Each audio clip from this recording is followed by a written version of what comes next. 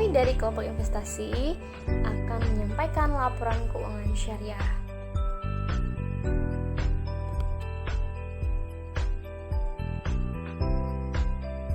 Saya Lawinia Depa.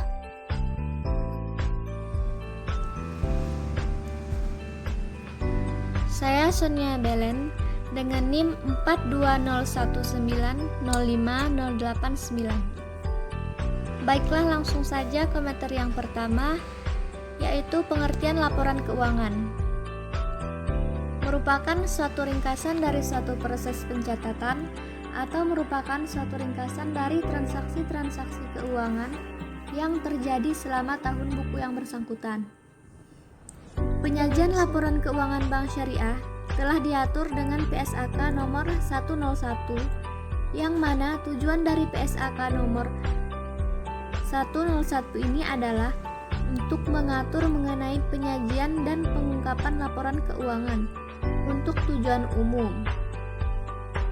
Untuk entitas syariah yang selanjutnya disebut laporan keuangan agar dapat dibandingkan baik dengan laporan keuangan entitas syariah periode sebelumnya maupun dengan laporan keuangan entitas syariah lain.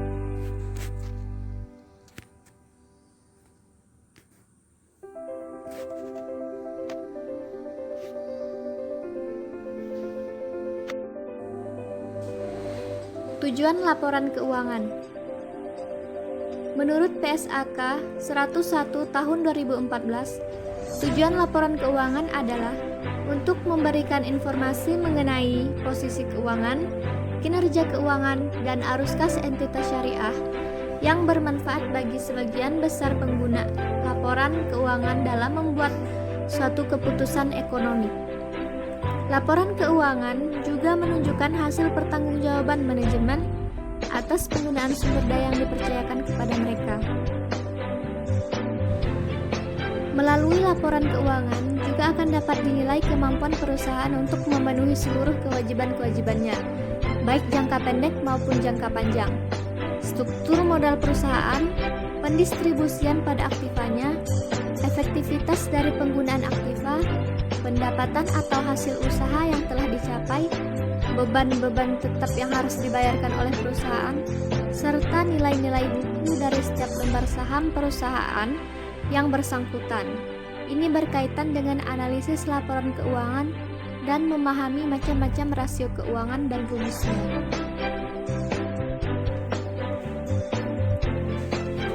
Selanjutnya, kerangka dasar penyusunan dan penyajian laporan keuangan syariah. Yang pertama, paradigma transaksi syariah. Yang kedua, asas transaksi syariah. Yang ketiga, karakteristik transaksi syariah. Dan yang keempat, pemakai laporan keuangan syariah. Paradigma transaksi syariah. Transaksi syariah berlandaskan pada paradigma dasar bahwa alam semesta diciptakan oleh Allah Subhanahu wa taala sebagai amanah dan sarana kebahagiaan hidup bagi seluruh umat manusia untuk mencapai kesejahteraan hakiki secara material dan spiritual atau falah. Asas transaksi syariah. Transaksi syariah berasaskan pada prinsip menurut Sri Nurhayati Wasilah 2015, yaitu yang pertama, prinsip persaudaraan atau ukhuwah. Yang kedua, prinsip keadilan atau adalah. Yang ketiga, prinsip kemaslahatan atau maslahah. Yang keempat, prinsip keseimbangan atau tawazun. Yang kelima, prinsip universalisme atau syumuliyah.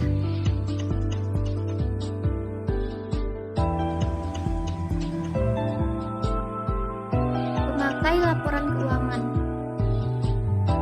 Yang pertama, investor. Yang kedua, pemberi dana atau corp. Yang ketiga, pemilik dana syirkah temporer.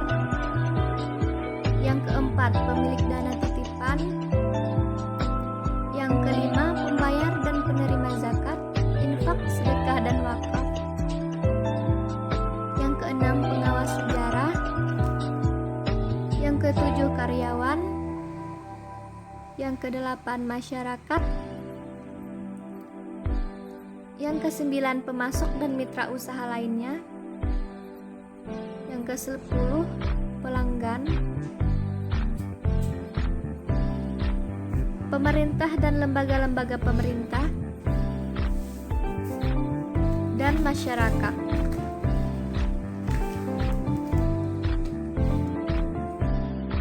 Selanjutnya, pelaporan keuangan bank syariah.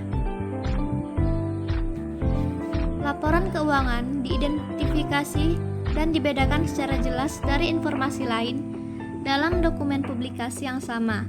Setiap komponen laporan keuangan harus diidentifikasi secara jelas. Di samping itu, informasi berikut ini pun harus disajikan dan diulangi seperti berikut. Yang pertama, nama entitas syariah pelapor atau identitas lain. Selanjutnya, cakupan laporan keuangan, apakah mencakup hanya satu entitas atau beberapa entitas.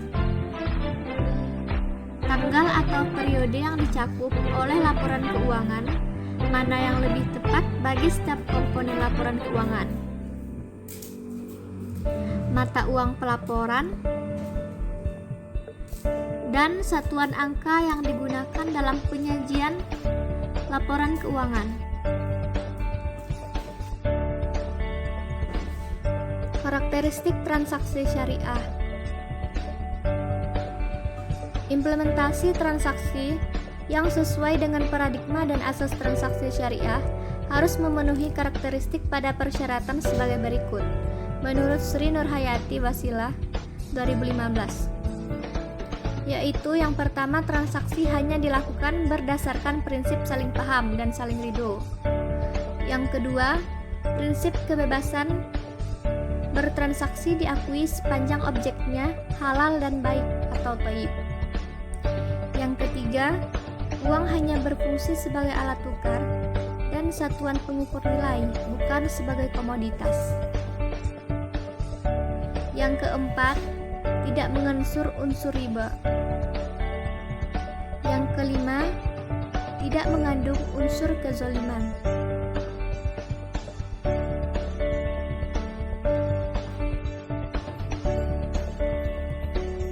Yang keenam, tidak mengandung unsur maisir, tidak mengandung unsur gahar, tidak mengandung unsur haram, tidak menganut prinsip nilai waktu dari uang atau time value of money. Transaksi dilakukan berdasarkan suatu perjanjian yang jelas dan benar serta untuk keuntungan semua pihak tanpa merugikan pihak lain, sehingga tidak diperkenankan menggunakan standar ganda harga untuk satu akad serta tidak menggunakan dua transaksi bersamaan yang berkaitan atau ta'aluk dalam satu akad. Selanjutnya, tidak ada distorsi harga melalui rekayasa permintaan atau najais maupun melalui rekayasa penawaran atau ihtikar. Tidak mengandung unsur kolusi dengan suap menyuap atau risyuah.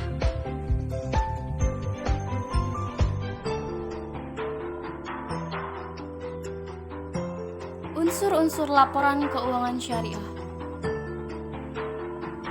Menurut PSAK nomor 101 tahun 2014, unsur-unsur laporan keuangan bank syariah yang lengkap terdiri dari: yang pertama, laporan posisi keuangan atau neraca.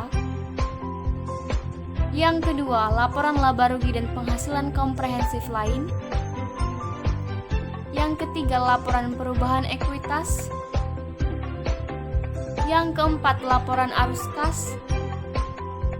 Yang kelima, laporan rekonsiliasi pendapatan dan bagi hasil. Yang keenam, laporan sumber dan penyaluran dana zakat. Yang ketujuh, laporan sumber dan penggunaan dana kebajikan. Dan yang kedelapan adalah catatan atas laporan keuangan.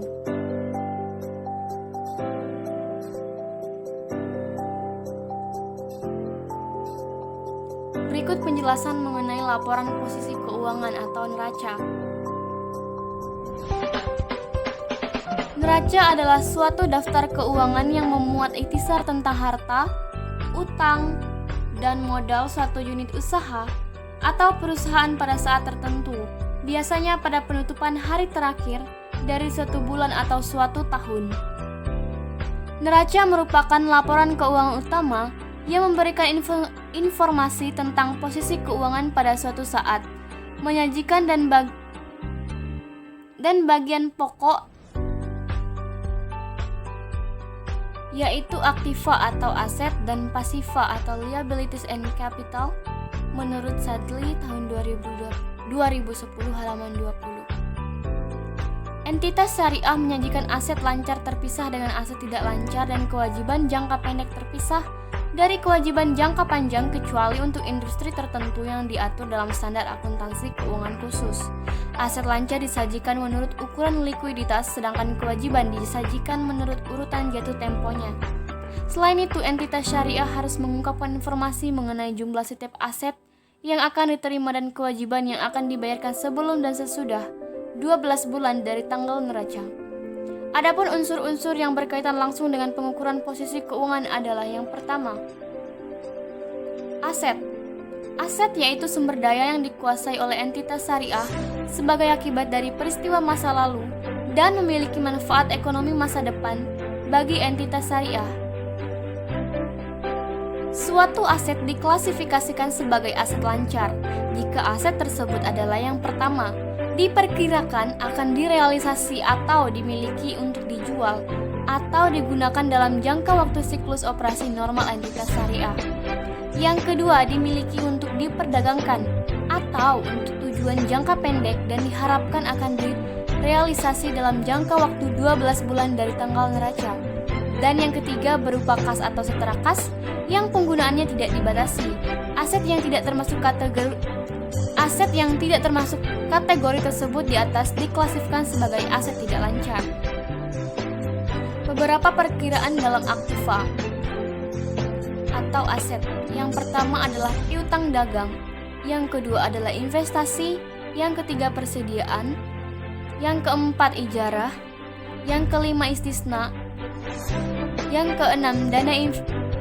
keenam penyaluran dana investasi terikat executing, yang ketujuh pinjaman kodah, dan yang kedelapan penyertaan.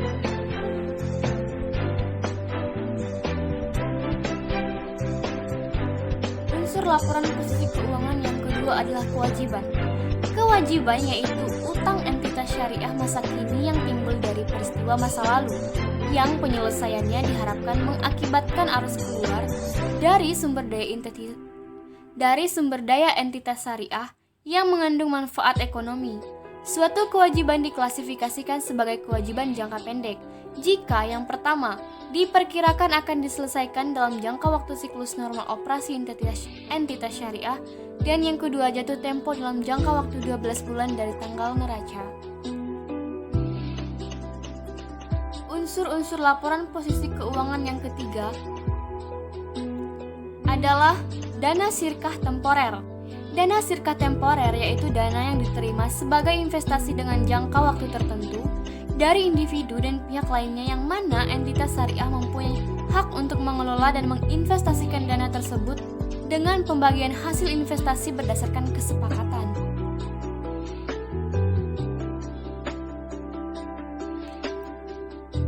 Unsur-unsur laporan posisi keuangan yang keempat adalah ekuitas. Ekuitas yaitu hak residual atas aset entitas syariah setelah dikurangi semua kewajiban dana sirkah temporer. Ekuitas dapat berupa setoran modal oleh para penanam modal saham, saldo laba, dan penyisihan saldo laba KDP PLKS paragraf 92.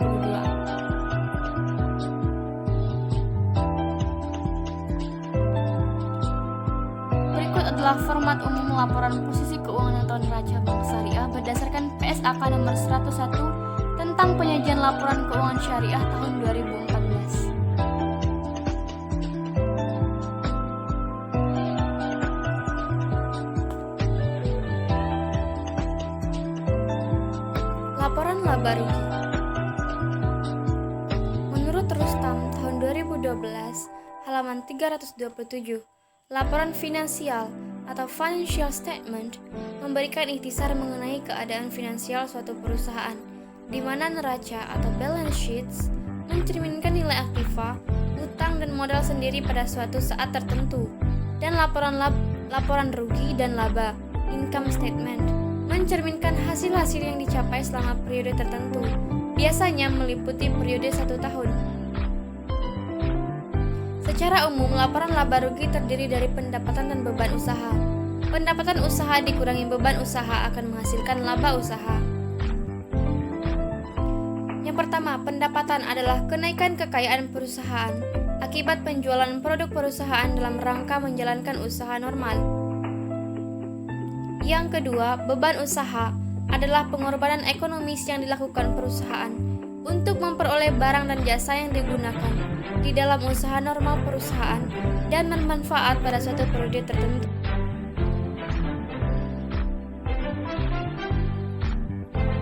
Berikut contoh format laporan laba rugi.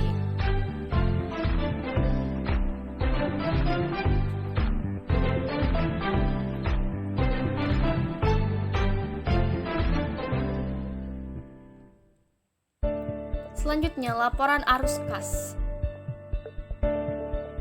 Laporan arus kas merupakan laporan yang menunjukkan penerimaan dan pengeluaran kas dan setara kas pada bank selama periode tertentu yang dikelompokkan dalam aktivitas operasi, investasi, dan pendanaan menurut Rustam tahun 2012 halaman 12. Secara umum, semua aktivitas perusahaan dapat dikelompokkan ke dalam 3 kelompok aktivitas utama, yaitu yang pertama, aktivitas operasi, yaitu berbagai aktivitas yang berkaitan dengan upaya perusahaan untuk menghasilkan produk, sekaligus semua upaya yang terkait dengan upaya menjual produk tersebut. Yang kedua, aktivitas investasi adalah berbagai aktivitas yang terkait dengan pembelian dan penjualan harta perusahaan yang dapat menjadi sumber pendapatan perusahaan. Yang ketiga, aktivitas pembiayaan adalah semua aktivitas yang berkaitan dengan upaya untuk mendukung operasi perusahaan dengan menyediakan kebutuhan dana dari berbagai sumber beserta konsekuensinya.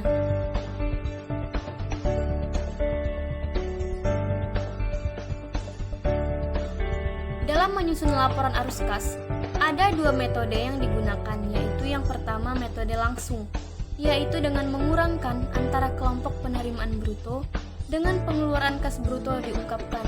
Yang kedua metode tidak langsung, yaitu pada metode ini laba rugi bersih disesuaikan dengan mengoreksi pengaruh dari transaksi bukan kas, penangguhan atau akrual dari penerimaan atau pembayaran kas untuk operasi di masa lalu dan masa depan, dan unsur penghasilan atau beban berkaitan dengan arus investasi atau pendanaan.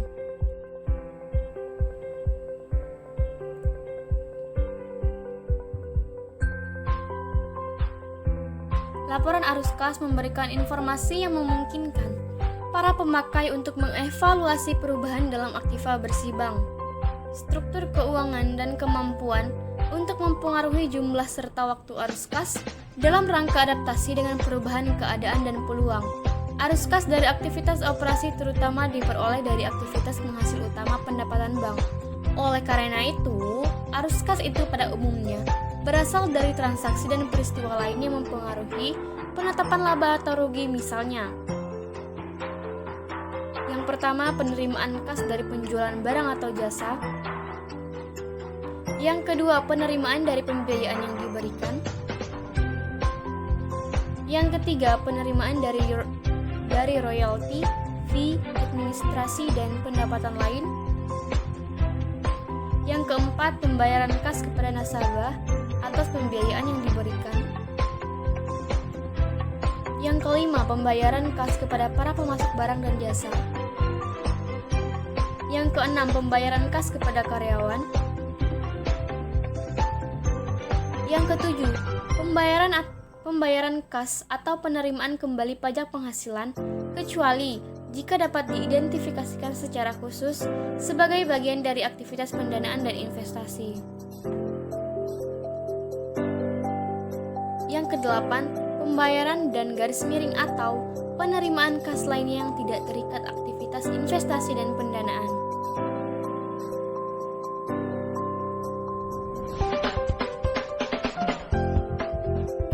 Arus kas yang berasal dari investasi perlu dilakukan sebab arus kas itu mencerminkan penerimaan dan pengeluaran kas sehubungan dengan sumber daya yang bertujuan untuk menghasilkan pendapatan dan arus kas masa depan. Beberapa contoh arus kas yang berasal dari aktivitas investasi yaitu pembayaran kas untuk membeli aktiva tetap dan aktiva jangka panjang lain, termasuk biaya pengembangan yang dikapitalisasi dan aktiva tetap yang dibangun sendiri. Yang kedua, penerimaan kas dari penjualan tanah, bangunan dan peralatan dan aktiva jangka panjang lain. Dan yang ketiga, perolehan saham. Yang keempat, uang muka dan pinjaman yang diberikan kepada pihak lain serta pelunasannya kecuali yang dilakukan oleh lembaga keuangan. Pengungkapan arus kas dari aktivitas pendanaan adalah yang pertama, penerimaan kas dari emisi saham. Yang kedua, penerimaan kas dari emisi obligasi syariah, pinjaman kardah, dan pembiayaan diterima lainnya. Dan yang ketiga, pelunasan pembiayaan dan pinjaman kardah diterima.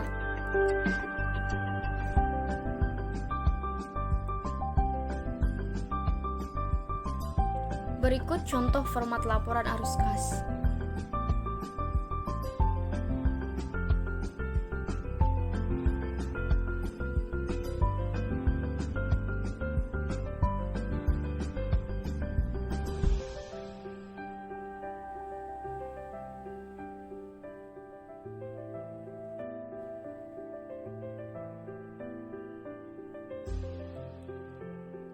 Laporan perubahan ekuitas. Menurut PSAK nomor 101 paragraf 10, suatu entitas syariah harus menyajikan laporan perubahan ekuitas sebagai komponen utama laporan keuangan. Laporan perubahan ekuitas harus menunjukkan hal-hal sebagai berikut. Yang pertama, total penghasilan komprehensif selama satu periode yang menunjukkan secara terpisah jumlah total yang dapat didistribusikan kepada pemilik entitas induk dan kepada kepentingan non-pengendali. Yang kedua, untuk setiap komponen ekuitas, dampak penerapan retrospektif atau penyajian kembali secara retrospektif yang diakui sesuai dengan PSAK nomor 25, kebijakan akuntansi, perubahan estimasi akuntansi, dan kesalahan. Yang ketiga, untuk setiap komponen ekuitas, rekonsiliasi antara jumlah tercatat pada awal dan akhir periode, secara terpisah mengungkapkan setiap perubahan yang timbul dari yang pertama, laba rugi. Yang kedua, penghasilan komprehensif lain. Yang ketiga, transaksi dengan pemilik dalam kapasitasnya sebagai pemilik yang menunjukkan secara terpisah kontribusi dari pemilik dan distribusi kepada pemilik dan perubahan kepemilikan pada entitas anak yang tidak menyebabkan hilang pengendalian.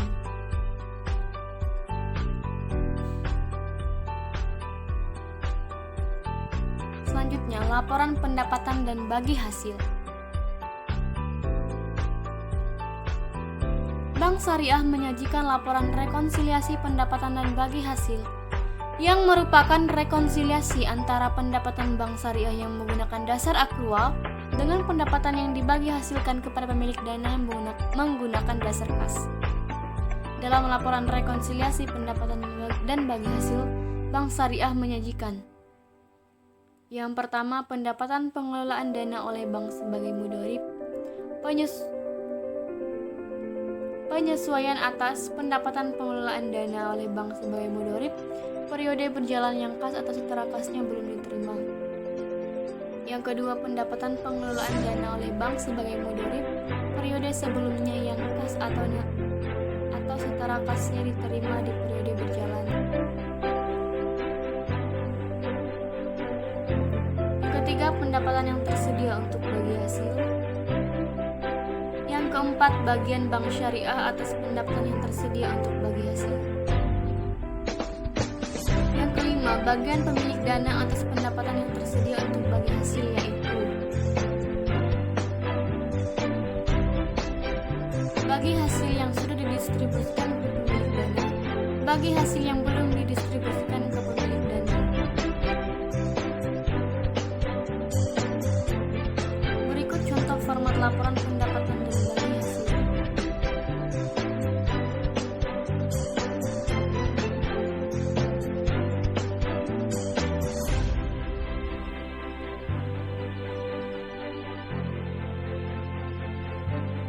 Laporan sumber dan penggunaan dana zakat. Dalam PSAK 101 tentang penyajian laporan keuangan syariah, dijelaskan pada paragraf 64-68 bahwa entitas syariah menyajikan laporan sumber dan penggunaan dana zakat sebagai komponen utama laporan keuangan yang menunjukkan dana zakat berasal dari wajib zakat.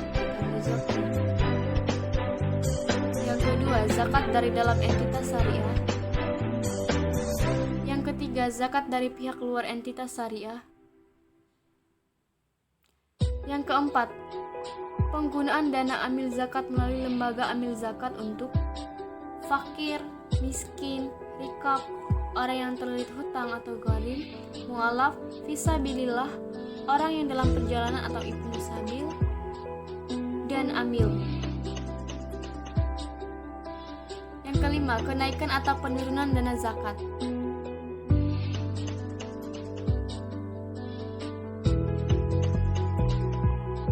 Saldo awal dana zakat dan saldo akhir dana zakat.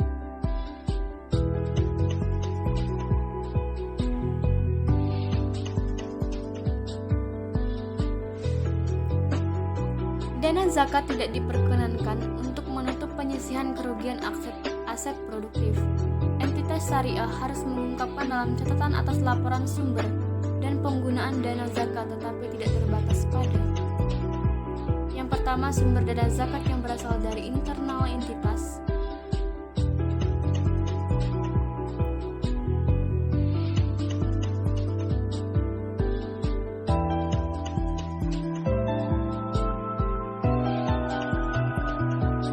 Dana zakat tidak diperkenankan untuk menutup penyisihan kerugian aset produktif. Entitas syariah harus mengungkapkan dalam catatan atas laporan sumber dan penggunaan dana zakat, tetapi tidak terbatas pada: sumber dana zakat yang berasal dari internal entitas syariah. Yang kedua, sumber dana zakat yang berasal dari eksternal entitas syariah. Yang ketiga, kebijakan penyaluran dana zakat terhadap masing-masing asnaf.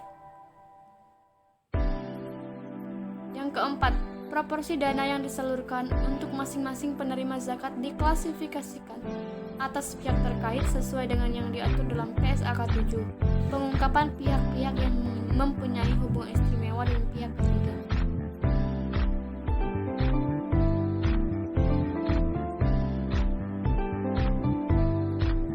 Berikut adalah contoh format laporan sumber dan penggunaan dana zakat.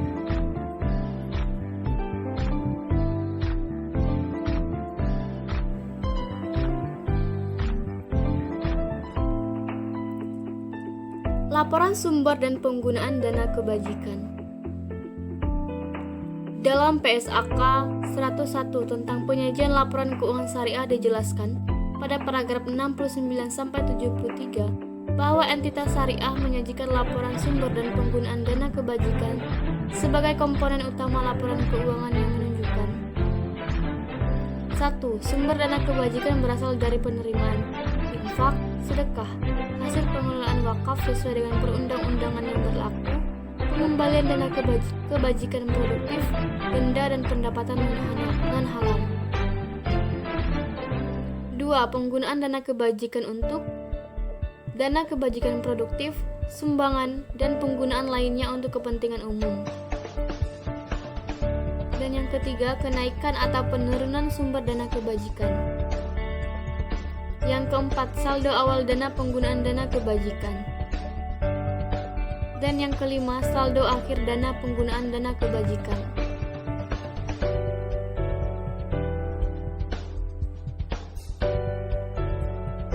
Entitas syariah mengungkapkan dalam catatan atas laporan sumber dan penggunaan dana kebajikan, tetapi tidak terbatas pada sumber dana kebajikan,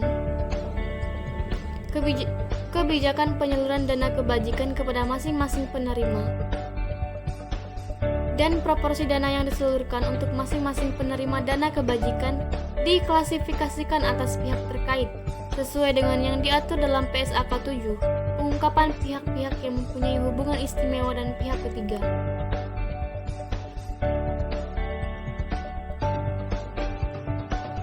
Berikut contoh format laporan sumber dan penggunaan dana kebajikan.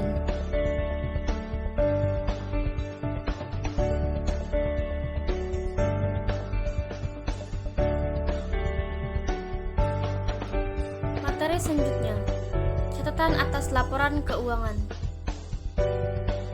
Harus disajikan secara sistematis yang mengungkapkan informasi tentang dasar penyusunan laporan keuangan dan kebijakan akuntansi yang dipilih dan diterapkan terhadap peristiwa dan transaksi yang penting.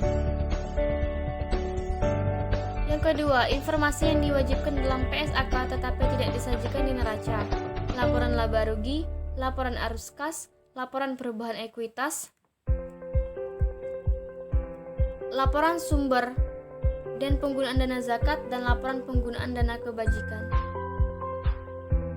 Yang ketiga, informasi tambahan yang tidak disajikan dalam laporan keuangan, tetapi diperlukan dalam rangka penyajian secara wajar.